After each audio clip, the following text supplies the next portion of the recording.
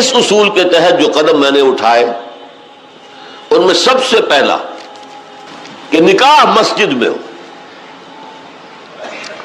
اور اس کے لیے جو دلائل دیے وہ لوگوں کے لیے اتنے کنونسنگ تھے کہ یہ کام تو اب بڑے پیمانے پر شروع ہو چکا ہے، لاہور میں، پنجاب میں، جہاں میرا زیادہ وقت گزرتا ہے۔ دلائل کیا تھے؟ خدا کے بندو، حدیث موجود ہے، اعلنوا ھذا النکاح واجعلوہ فی المساجد، ترمذی شریف کی روایت، نکاح کا اعلان عام کیا کرو اور مسجدوں میں منعقد کیا کرو۔ کیا ہو گیا علماء کو؟ کہاں چھپا رہے اس حدیث کو؟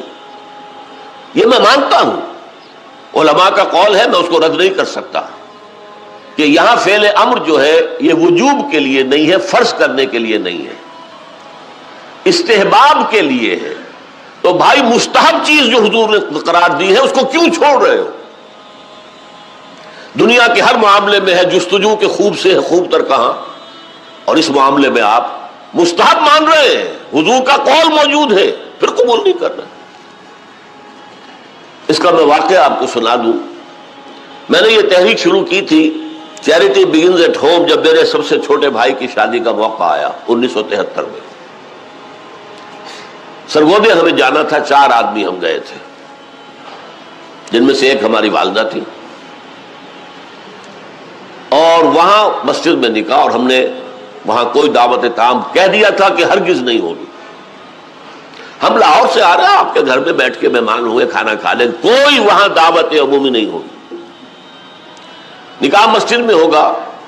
اس کا اعلان ہوا تو بڑی تعداد میں لوگ آ گئے ایک مسجد میں، وہاں تقریر میں نے کی، لیکن پھر وہاں بھی ایک، جیسے ہمارے ہاں یہاں کراچی میں مولانا مفتی محمد شفیع رحمۃ اللہ علیہ تھے، وہاں بھی ایک مفتی محمد شفیع صاحب تھے، ان کا انتقال ہو گیا تھا، ان کے 2 بیٹے مفتیان شہر کہلاتے تھے، وہ بھی موجود تھے، میں نے نکاح ان سے پڑھوایا۔ لیکن ان میں سے جو بڑے بھائی تھے انہوں نے کہا ڈاکٹر صاحب اس کام کی ہمت صرف آپ میں تھی، ہم نہیں کر سکتے یہ ہمت۔ وجہ کیا ہے؟ مولوی کا سٹیٹس کیا ہے ہمارے یہاں؟ دیہات میں تو کمی کاری،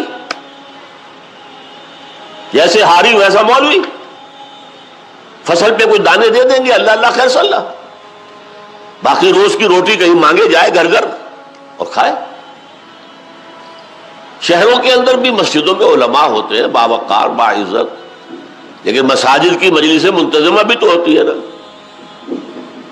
کیسے کہیں گے یہاں آؤ، میں نہیں آؤں گا تمہارے یہاں نکاح پڑھانے کے لیے؟ کیسے کہیں گے؟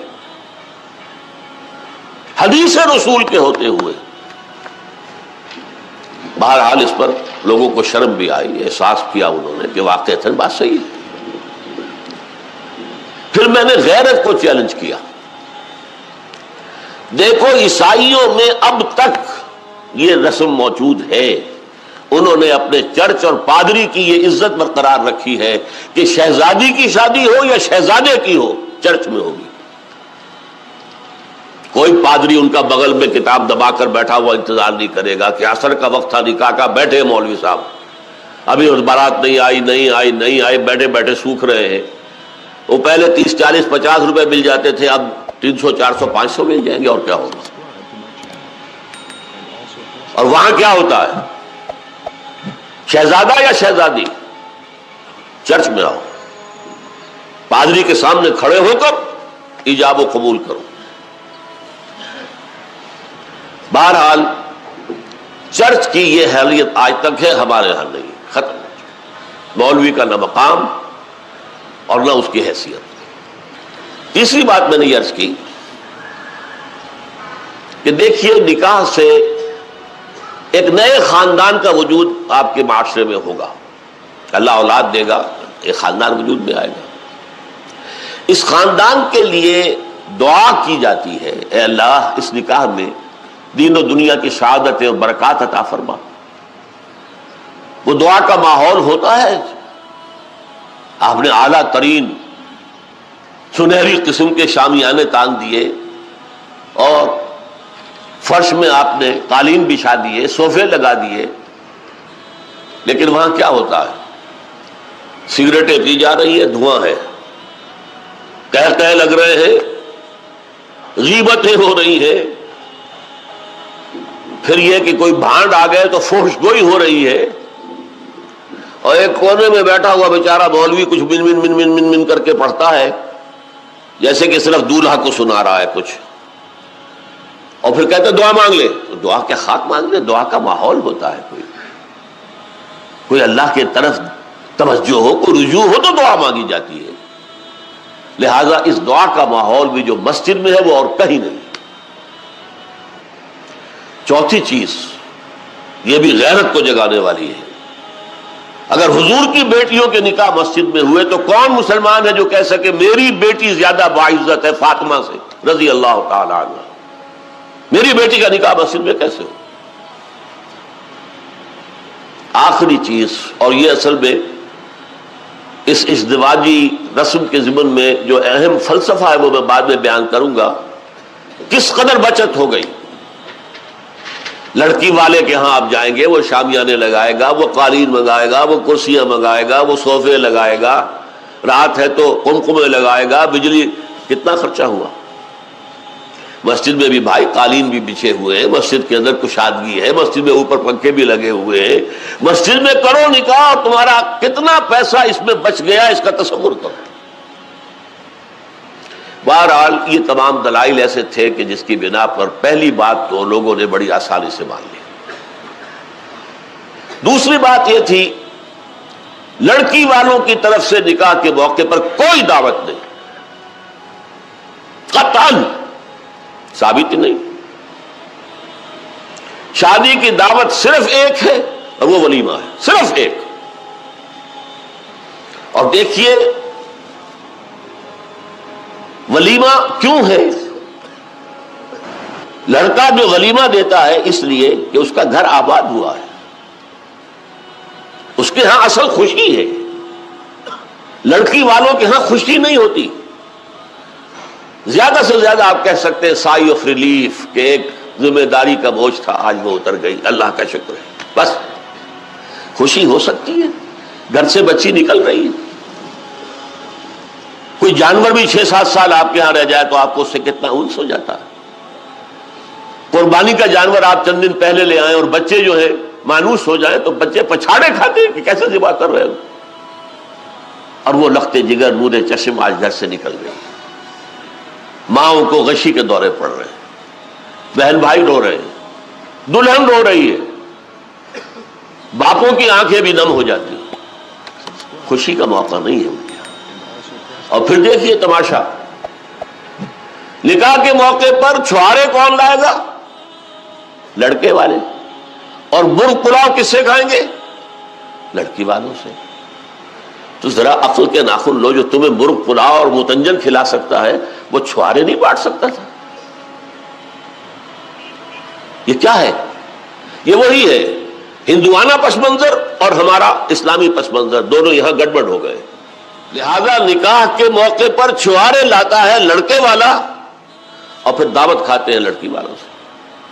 انتہائی نامعقول بات.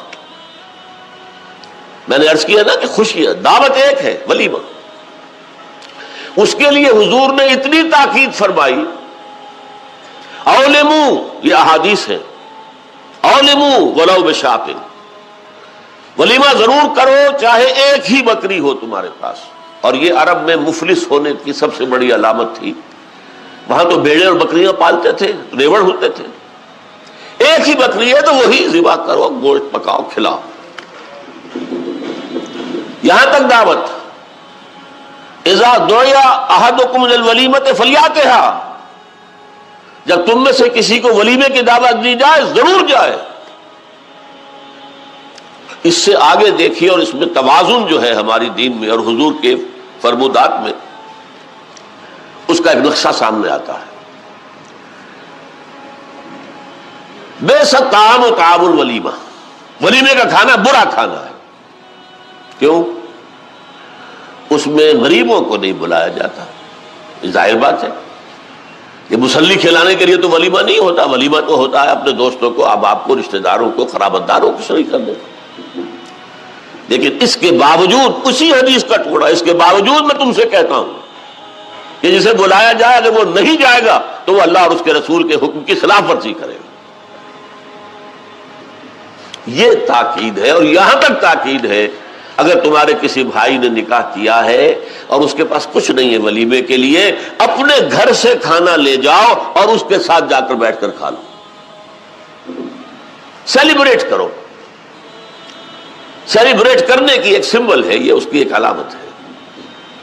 اب آپ سوچئے جس نبی نے دعوت ولیمہ پر اتنی تاکید ہمیں کی ہے، اگر لڑکی والوں کی طرف سے نکاح کے موقع پر دعوت میں بھی کوئی خیر ہوتا تو وہ ہمیں نہ سکھاتے، نہ بتاتے؟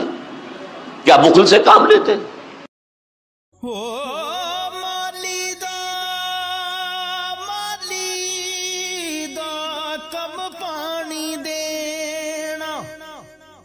پر مشکاں پاوے